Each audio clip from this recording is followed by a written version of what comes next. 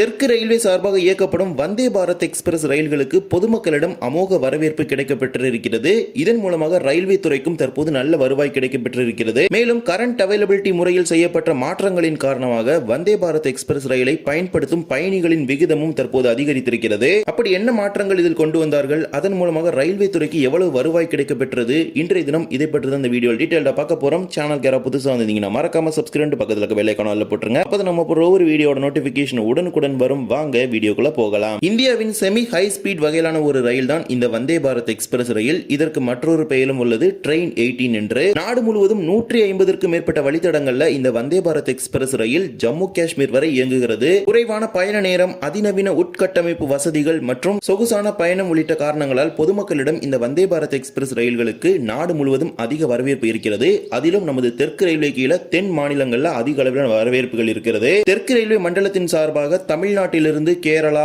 ஆந்திரா, கர்நாடகா ஆகிய மாநிலங்களை இணைக்கும் வகையில் வந்தே பாரத் எக்ஸ்பிரஸ் ரயில்கள் இயக்கப்பட்டு வருது. மொத்தமாக 12 வழித்தடங்களில் தெற்கு ரயில்வே சார்பாக வந்தே பாரத் எக்ஸ்பிரஸ் ரயில் இயக்கப்பட்டு வருது. திருநெல்வேலி டு சென்னை, சென்னை டு நாகர்கோவில், கோயம்புத்தூர் பெங்களூர், மதுரை பெங்களூர், மைசூர் சென்னை, சென்னை மைசூர், சென்னை நரசாபூர், கோயம்புத்தூர் சென்னை, மங்களூரு திருவனந்தபுரம், திருவனந்தபுரம் காசர்கோடு, மங்களூர் மடுகான் ஆகிய வழித்தடங்கள்ல தெற்கு ரயில்வே சார்பாக 11 வழித்தடங்கள்ல வந்தே பாரத் ரயில் இயக்கப்படுது. அது போக தென்மேற்கு ரயில்வே சார்பாக கேஎஸ்ஆர் பெங்களூரிலிருந்து எர்ணாகுளத்திற்கு ஒரு வந்தே பாரத் ரயில் தெற்கு ரயில்வே வழியாக இயக்கப்படுது. மொத்தமாக 12 வந்தே பாரத் ரயில்கள், அதற்கு 24 சேவைகள். இந்த 12 வந்தே பாரத் எக்ஸ்பிரஸ் ரயில்களின் மூலமாக மட்டும் கடந்த 2025-2026 நிதியாண்டுல 803.86 கோடி ரூபாய் வருவாயாக தெற்கு ரயில்வேக்கு கிடைக்கப்பெற்றிருக்குது வந்தே பாரத் எக்ஸ்பிரஸ் ரயில்கள் மூலம் மட்டும். மேலும் இந்த 2025-2026 நிதியாண்டுல மொத்தமாக 77.38 லட்சம் பயணிகள் இந்த வந்தே பாரத் எக்ஸ்பிரஸ் ரயிலை பயன்படுத்தி பயணங்களை மேற்கொண்டிருக்கின்றனர். மொத்தமாக இந்த 12 வந்தே பாரத் ரயில்களையும் இது கடந்த நிதியாண்டை ஒப்பிடுகையில் பல மடங்காக உயர்ந்திருக்கிறது அப்படின்னு தான் சொல்ல முடியும். ஏனென்றால் 2024-25 நிதியாண்டில் எடுத்துக்கிட்டீங்கன்னா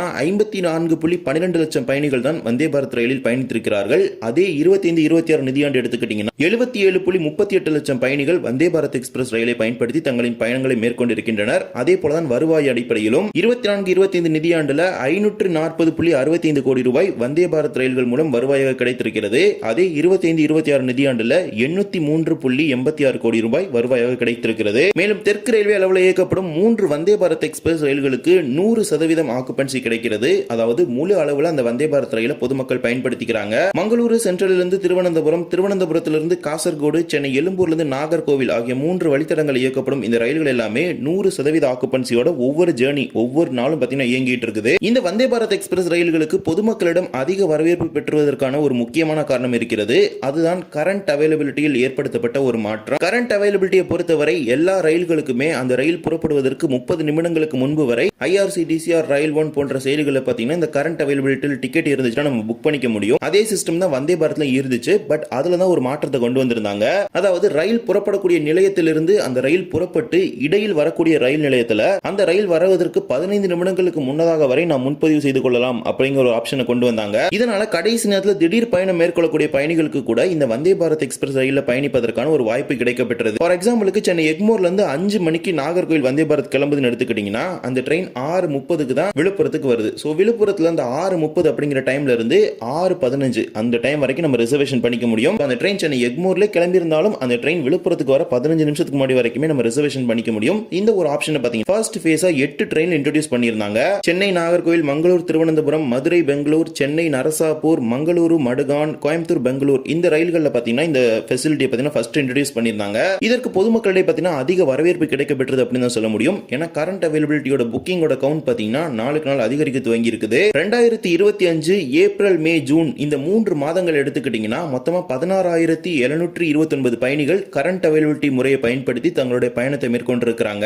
அதே 2025 ஆகஸ்ட், செப்டம்பர், அக்டோபர் இந்த 3 மாதங்கள் எடுத்துக்கிட்டீங்கன்னா 30,267 பயணிகள் இந்த கரண்ட் அவைலபிலிட்டி முறையை பயன்படுத்தி தங்களின் பயணங்களை மேற்கொண்டிருக்கின்றனர். அதாவது அப்படியே டபுள் மடங்கா பயணிகளுடைய எண்ணிக்கை பாத்தீங்கன்னா இந்த கரண்ட் அவைலபிலிட்டி முறையில் செய்யப்பட்ட மாற்றத்தின் மூலமா இன்க்ரீஸ் ஆயிருக்குது. 15 நிமிஷத்துக்கு முன்னாடி வரைக்குமே இந்த ரிசர்வேஷன் பண்றதுக்கான ஒரு ஆப்ஷன் இருக்கிறதுனால வேக்கன்ட் சீட், அதாவது இப்ப சென்னையில இருந்து விழுப்புரம் வரைக்கும் ஒருத்தவங்க புக் பண்ணி வராங்கன்னா விழுப்புரம் டு திருச்சி வரைக்கும் அந்த சீட் வேக்கன்ட் ஆயிருக்கும். சோ விழுப்புரத்துல திருச்சிக்கு போறவங்க யார் வேணா அந்த ட்ரெயின் யூஸ் பண்ணிக்க முடியும். அகைன் திருச்சி டு நாகர்கோவில் வரைக்கும் அது ஆக்குபைடா இருக்கும். சோ இந்த இன் பிட்வீன் ஸ்டேஷன்ல அந்த காலியா இருக்கிற சீட்ஸ் எல்லாமே 15 நிமிஷத்துக்கு முன்னாடி அந்த ட்ரெயின் வர வரைக்கும் நமக்கு ரிசர்வேஷன்ல காட்டுது. இதன் மூலமாக எளிதாக மக்கள் திடீர் பயணம் மேற்கொள்ள இதனால திடீர் பயணம் மேற்கொள்ளக்கூடிய மக்களுக்கு கூட இந்த வந்தே பாரத் பாரத் எக்ஸ்பிரஸ் ரயில் என்பது கடைசி நேர பயணத்தில் உதவுகிறது. இந்த கரண்ட் அவைலபிலிட்டி புக்கிங் மூலமாக மட்டும் பாத்தீங்கன்னா கடந்த 2025-2026 நிதியாண்டுல 7,42,428 புக்கிங் பாத்தீங்கன்னா வந்தே பாரத் எக்ஸ்பிரஸ்ல நடைபெற்று இருக்கிறது. பொதுமக்களுக்கும் இந்த வசதி பாத்தீங்கன்னா மிகவும் ஒரு பயனுள்ள ஒன்றாக இருக்கிறது அப்படின்னு சொல்ல முடியும். கரண்ட் அவைலபிலிட்டியில் செய்யப்பட்ட இந்த மாற்றத்தின் மூலமாக கரண்ட் அவைலபிலிட்டி முன்பதிவும் அதிகரிச்சிருக்கிறது.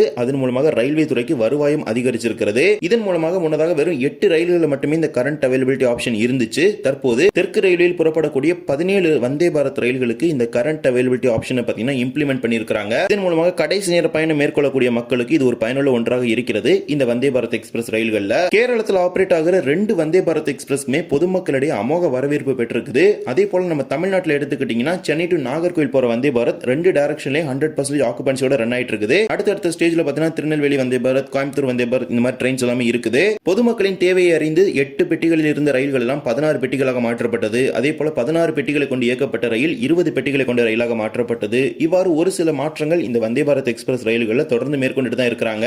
நாடு முழுவதும் பல புதிய வழித்தடங்களையும் இந்த வந்தே பாரத் எக்ஸ்பிரஸ் ரயில்கள் அறிமுகப்படுத்தப்பட்டு வருகிறது.